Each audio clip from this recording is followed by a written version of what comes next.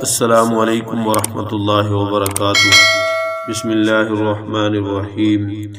شروع اللہ کے نام سے جو بڑا مہربان نہایت رحم کرنے والا ہے۔ دوستو، آج کی ویڈیو کے اندر ہیپی نیو ایئر یعنی نیا سال اور وقت کی اہمیت کے بارے میں چند گزارشات پیش کی جائیں گی۔ ویڈیو شروع کرنے سے پہلے ان تمام حضرات کی خدمت میں گزارش ہے جو ہمارے چینل کے اندر نئے ہیں، چینل کو سبسکرائب کریں اور بیل آئیکن کو پریس کر کے آل پر کلک کریں۔ دوستو، اللہ تعالیٰ نے انسان کو جو بے شمار نعمتیں عطا فرمائی ہیں، ان میں ایک بڑی نعمت زندگی اور اس کا وقت ہے۔ انسان کو ایک مختصر مدت کی مہلت دی گئی ہے۔ اس میں جو شخص جو بوئے گا کل اسی کو کاٹے گا، یعنی جس فصل کو انسان کاشت کرتا ہے تو بوقت کٹائی اسی فصل کو کاٹتا ہے۔ ایسا نہیں ہے کہ کوئی آدمی گندم بوئے اور کٹائی کے وقت وہ چاول کاٹے، ایسے نہیں ہو سکتا، بلکہ گندم بوئے گا تو گندم ہی کاٹے گا۔ تو بس اسی طرح اللہ تعالیٰ نے دنیا کی زندگی کو آخرت کے لیے کھیتی قرار دیا ہے۔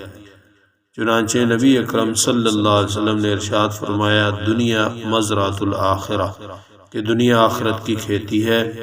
انسان اس میں جو بوئے گا کل اسی فصل کو کاٹے گا، اور انسان کی جو کل کی زندگی ہے یعنی موت کے بعد کی، وہ ہمیشہ ہمیشہ کی زندگی ہے، اور اس ہمیشہ ہمیشہ کی زندگی کا دار و مدار اس مختصر سی زندگی پر ہے۔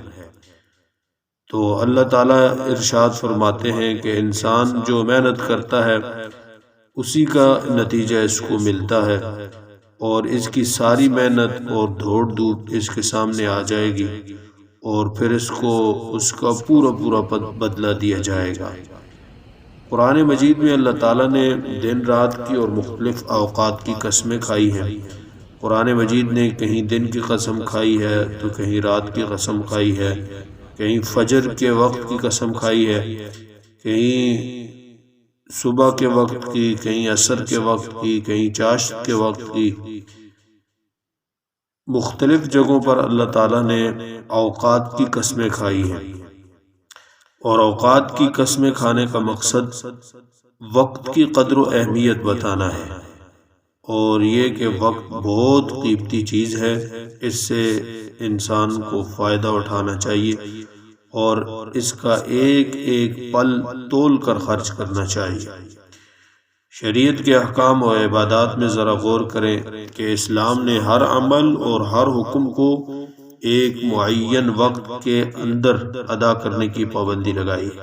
ہر نماز کی ادائیگی ایک معین وقت کی پابند ہے۔ اگر وہ وقت نکل جائے تو پھر اس نماز کی قضا تو ہو سکتی ہے، ادا کبھی نہیں ہو سکتی۔ فرض روزوں کے لیے سال میں ایک خاص مہینہ اس لیے مقرر کیا گیا ہے کہ اگر اسی مہینے میں اس کی ادائیگی کی گئی پھر تو ٹھیک ہے، وہ ادا ہوگا، اور اگر اس مہینے میں اس کی ادائیگی نہ کی گئی تو پھر ساری زندگی بھی ایک انسان روزہ رکھتا رہے تو ان روزوں کی تلافی نہیں ہو سکتی ہے۔ یہاں تک کہ نبی اکرم صلی اللہ علیہ وسلم نے ارشاد فرمایا کہ جس نے رمضان کا ایک روزہ چھوڑ دیا اور وقت پر نہ رکھا، پھر چاہے ساری زندگی روزے رکھتا رہے، اس ایک روزے کی تلافی نہیں ہو سکتی ہے۔ اسی طرح زکوٰۃ ایک معین مدت گزر جانے کے بعد ادائیگی کا حکم ہے، یعنی وہ واجب ہوتی ہے۔ اور حج کا ایک مخصوص دن ہے، اگر اس دن میں نہ حج ادا نہ کیا گیا ہو تو پھر سارا سال وہ وقوف عرفہ اور طواف کرتا رہے تو اس کا حج ادا نہیں ہوتا۔ ان 5 بڑے ارکان کے علاوہ شریعت کے دیگر اکثر احکام بھی اسی طرح وقت کے نظم و ضبط کے ساتھ مخصوص ہیں۔ تو جب اللہ تعالیٰ نے جو بڑے بڑے احکام ہیں ان کو ایک وقت کے ساتھ خاص کر دیا، اس سے بھی وقت کی قدر و قیمت معلوم ہوتی ہے، اور وقت کی قدر و قیمت اور اس عمر عزیز کی اہمیت کا احساس دلانے اور اس کو قیمتی بنانے کے لیے اللہ کے نبی صلی اللہ علیہ وسلم نے مختلف انداز سے اس کی طرف توجہ دلائی ہے۔ چنانچہ ایک حدیث مبارکہ میں رسول پاک صلی اللہ علیہ وسلم نے ارشاد فرمایا اغتنم خمسا قبل خمس شبابك قبل حرمك وصحتك قبل سقمك وغناك قبل فقرك وفراغك قبل شغلك وحياتك قبل موتك. یہ 5 چیزوں کو 5 چیزوں سے پہلے غنیمت سمجھو.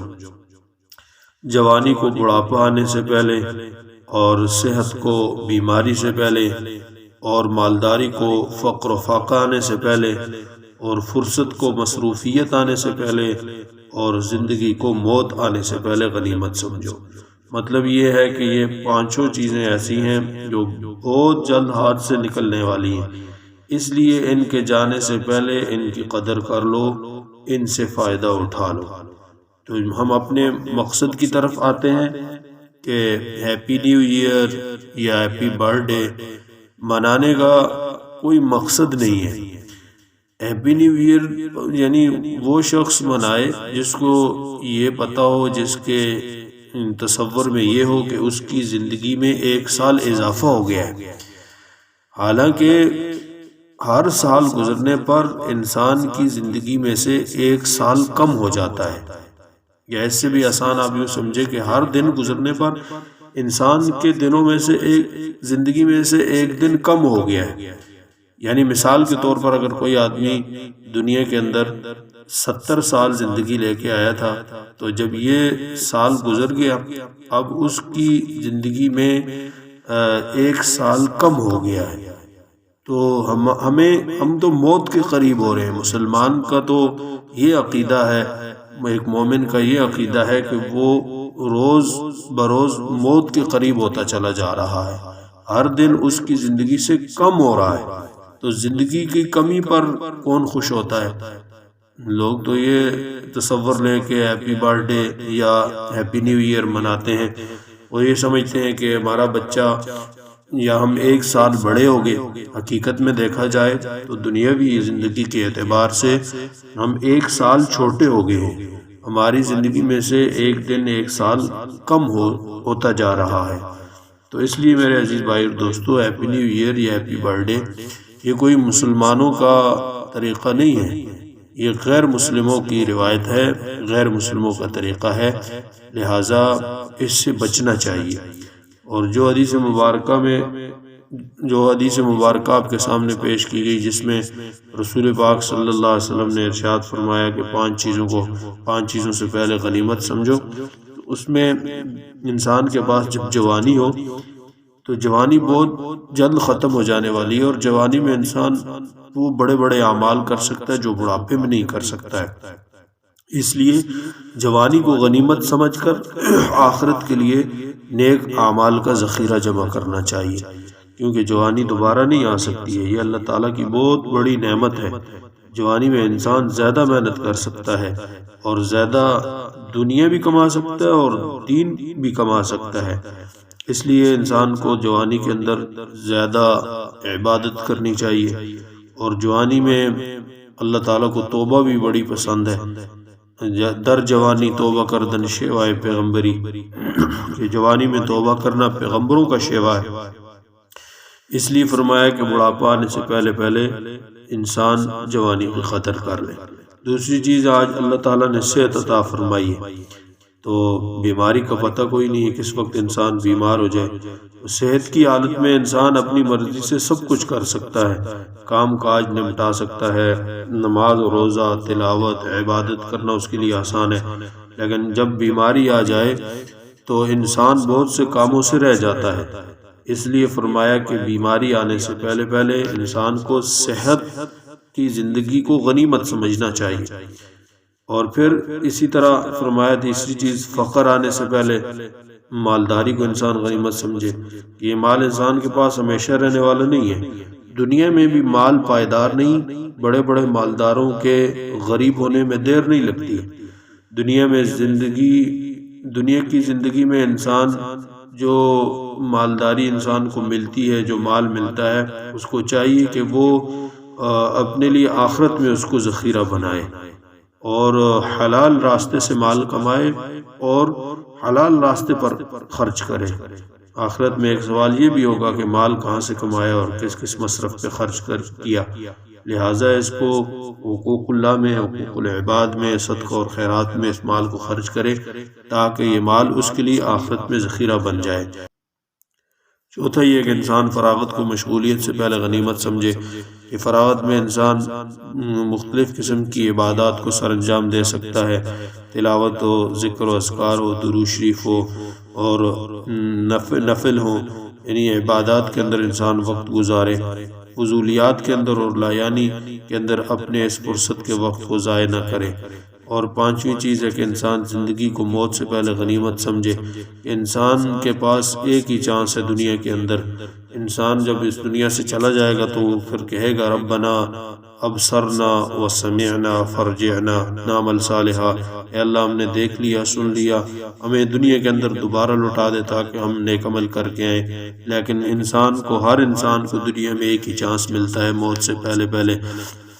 جب تک سانس ہے انسان کے پاس تب تک چانس ہے، اس لیے زندگی کو غنیمت سمجھتے ہوئے موت سے پہلے آخرت کی تیاری کر لے اور ایسے کاموں سے بچے جس میں انسان کی زندگی کا جو اہم وقت ہے، جو قیمتی وقت ہے، وہ ضائع نہ ہو جائے۔ رسول اللہ صلی اللہ علیہ وسلم نے ارشاد فرمایا من حسن اسلام المرء ترک ما لا یعنیہ، انسان کے مسلمان ہونے کی خوبی یہ ہے کہ وہ ہر لایانی اور بیکار کام کو چھوڑ دے، یعنی با مقصد زندگی گزارے۔ امام شافعی رحمۃ اللہ علیہ فرمایا کرتے تھے کہ میں ایک عرصہ تک صوفیاء کی خدمت اور صحبت میں رہا، مجھے ان کی صحبت سے دو باتیں معلوم ہوئی۔ ایک یہ کہ الوقت سیف، کہ وقت ایک تلوار ہے، وقت تلوار کی مانند ہے، اس کو کسی عمل میں کاٹے ورنہ وہ تمہیں کاٹ دے گی۔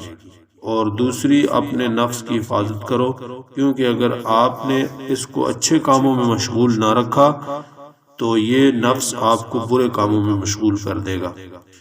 اسی طرح رسول پاک صلی اللہ علیہ وسلم نے ارشاد فرمایا کہ دو نعمتوں میں انسان دھوکے میں پڑا ہوا ہے، نعمتان مغبون فیہما کثیر من الناس الصحۃ والفراغ، دو نعمتیں ایسی ہیں جن کے بارے میں اکثر لوگ دھوکے میں مبتلا ہیں، ایک نعمت صحت کی اور دوسری نعمت فرصت کی۔ جب یہ نعمتیں حاصل ہوتی ہیں تب ان سے فائدہ نہیں اٹھاتے، اور جب یہ نعمتیں چھن جاتی ہیں تب پھر ہاتھ ملتے رہ جاتے ہیں۔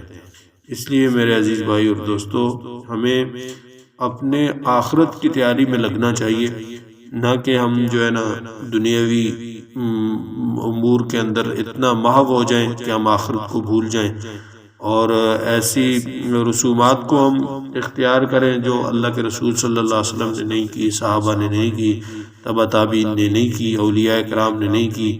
ایسی بدعات اور رسومات کے اندر ہم مشغول ہو کر اپنے قیمتی وقت کو ضائع نہ کریں، لہٰذا ہم آخرت کی تیاری کریں۔ ہمارے لیے وہی لمحہ خوشی کا ہے، وہی سال خوشی کا ہے جس سال کے اندر ہم نے نیک عمل آخرت کے لیے زیادہ سے زیادہ اکٹھے کر لیے ہیں، وہ ہمارے لیے ہیپی نیو ایئر ہے۔ اور ہمارا ہر دن وہی قیمتی ہے جو دن اللہ کی یاد میں رسول پاک صلی اللہ علیہ وسلم کی شریعت مطہرہ کے مطابق اور ذکر میں، تلاوت میں، درود شریف میں گزر جائے۔ اللہ پاک سے دعا ہے اللہ پاک سب کو موت سے پہلے موت کی تیاری کی توفیق عطا فرمائے اور رسول پاک صلی اللہ علیہ وسلم کی مبارک زندگی کو اختیار کرنے کی توفیق عطا فرمائے۔ وآخر دعوانا ان الحمد للہ رب العالمین۔